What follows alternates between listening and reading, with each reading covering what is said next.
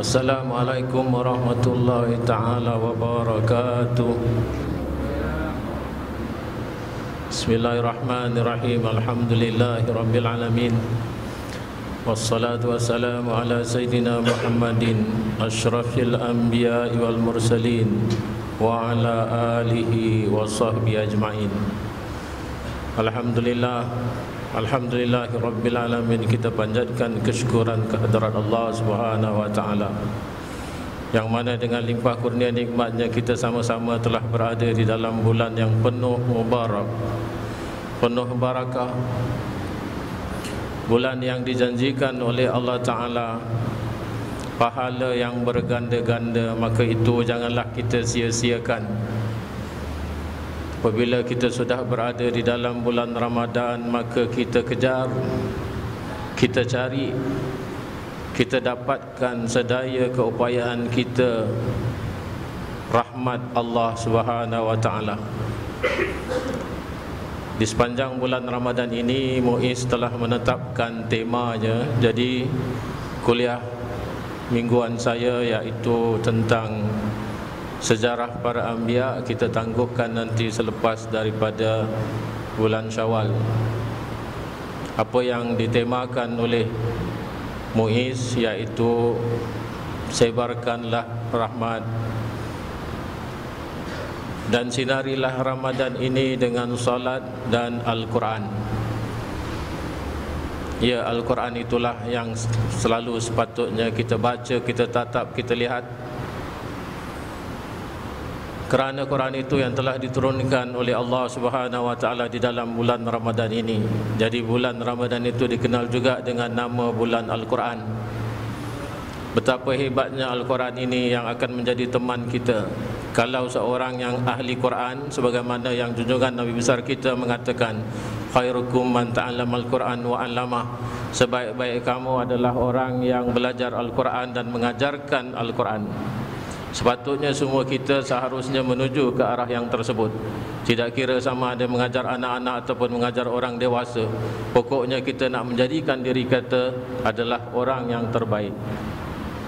Kerana orang yang jauh daripada Al-Quran, orang itu sangat jauh daripada apa kebaikan yang akan dirahmati oleh Allah Ta'ala.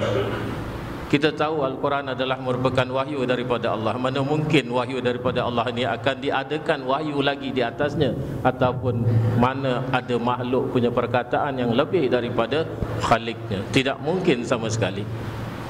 Jadi sebab itu orang yang ahli Al-Quran, ada sebahagian pemberitaan mengatakan apabila dia mati dan sedang dimandikan, Al-Quran ini akan memerhatikan permandian orang tersebut, iaitu ahli Al-Quran. Apabila dia sedang dikafankan, Al-Quran ini akan berada di dadanya, iaitu akan diletakkan di antara kafan dan dirinya, iaitu dia akan berada di tengah-tengah dadanya.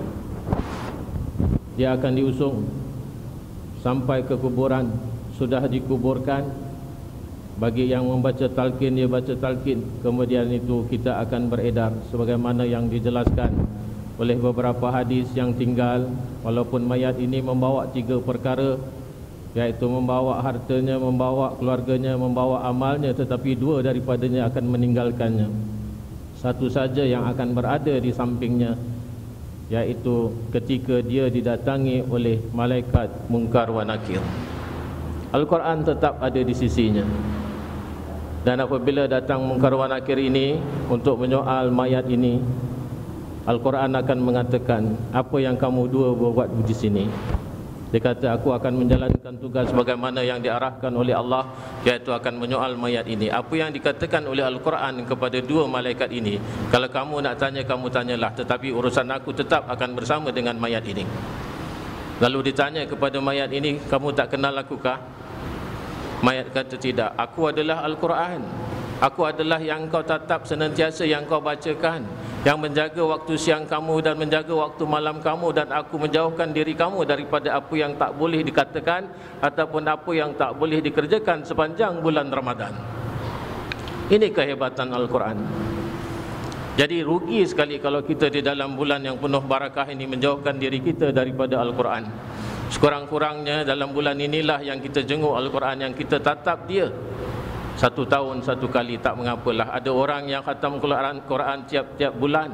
Ada yang mengatamkan Al-Quran 10 hari sekali, ada yang 7 hari sekali, mengikut kemampuan masing-masing. Tapi kalau sudah kita tidak mampu buat yang banyak, sekurang-kurangnya apabila sudah datang bulan Ramadan 1 kali itulah, janganlah kita tinggalkan. Janganlah kita tidak memasukkan diri kita ke dalam ahli Al-Quran. Jadi apabila dia sudah melihat Al-Quran ini tidak mau berganjak lagi daripada sisi mayat, 2 malaikat Munkar wa Nakir ini keluar. Lalu apa yang dikerjakan oleh malaikat Munkar wa Nakir tadi apabila sudah keluar? Yang tinggal itu adalah Al-Quran. Al-Quran ini mengatakan kepada mayat, kamu duduk di sini. Kemana yang Al-Quran ini pergi? Dia pergi berjumpa dengan Allah, menghadap hadrat Allah. Apa yang diambil daripada Allah, yang mana Allah Ta'ala telah menugaskan 1000 malaikat untuk bawa tilam, untuk bawa selimut, untuk bawa bunga-bunguan dan bau-bauan yang wangi. Ini yang diarahkan oleh Allah Ta'ala kepada malaikat-malaikat ini turun ke dalam kubur yang di dalamnya adalah mayat ahli Al-Quran. Belum lagi malaikat ini sudah sampai, Al-Quran sudah ada di sisi mayat. Al-Quran tanya, tidakkah kamu rindu kepada aku?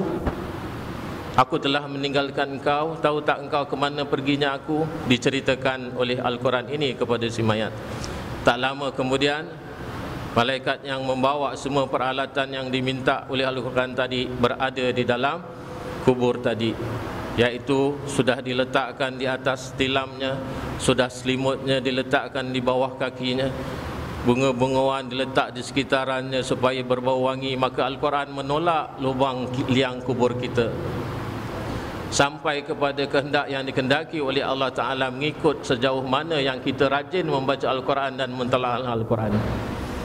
Jadi Al-Quran yang kita baca bukanlah kalam manusia, tetapi dia adalah kalam Allah. Dia adalah sebaik-baik kitab yang diturunkan. Maka janganlah kita persia-siakan. Alhamdulillah kita sudah termasuk umat Muhammad, umat Nabi yang dicintai oleh Allah Subhanahu wa Ta'ala. Apa lagi yang kita merasakan tidak bahagia kalau kita sudah menjadi umat Muhammad? Cuma kita saja yang kadang-kadang tidak mengenal diri. Kita saja yang tidak tahu kasih sayang Rasulullah kepada kita. Saya tidak dapat banyak bercakap ya, kerana apa? Biasanya setengah jam, tapi kalau bulan Ramadan ini kerana kita ada tadarus, saya cuma ada 15 minit saja. Sekarang sudah 15 minit pun.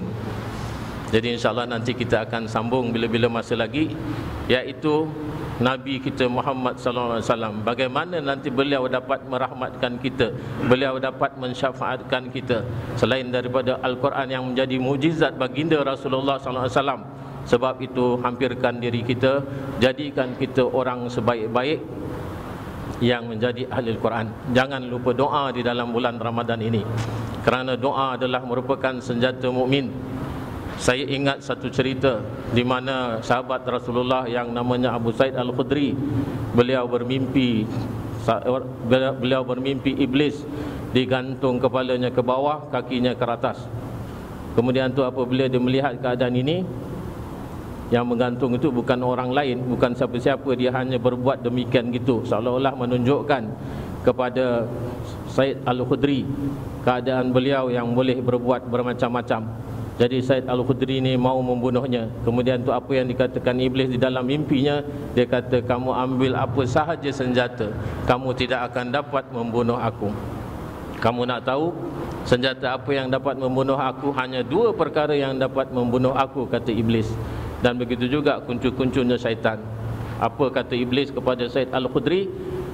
Iaitu pertama, doa kepada Allah daripada hati yang ikhlas, maka dia akan dapat membunuh aku.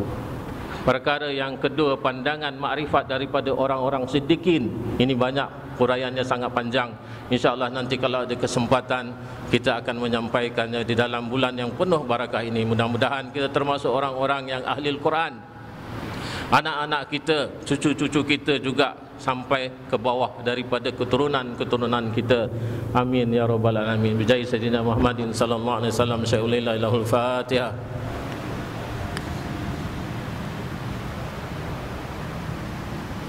Allahumma salli ala sayyidina Muhammadin salatan tunajjina biha min jamil ahwal wal afat wa taqdi lana biha min jamil hajat wa tutahhiruna biha min jamil sayyi'at wa tarfa'una biha indaka ala darajat wa tuballighuna biha sal ghayab jamil khairat fil hayati wa ba'dal mamat wa ala alihi wa sahbihi wa sallim tasliman katsira bi rahmatika ya arhamar rahimin. Subhana rabbika rabbil izzati amma yasifun wa salamun alal mursalin walhamdulillahi rabbil alamin.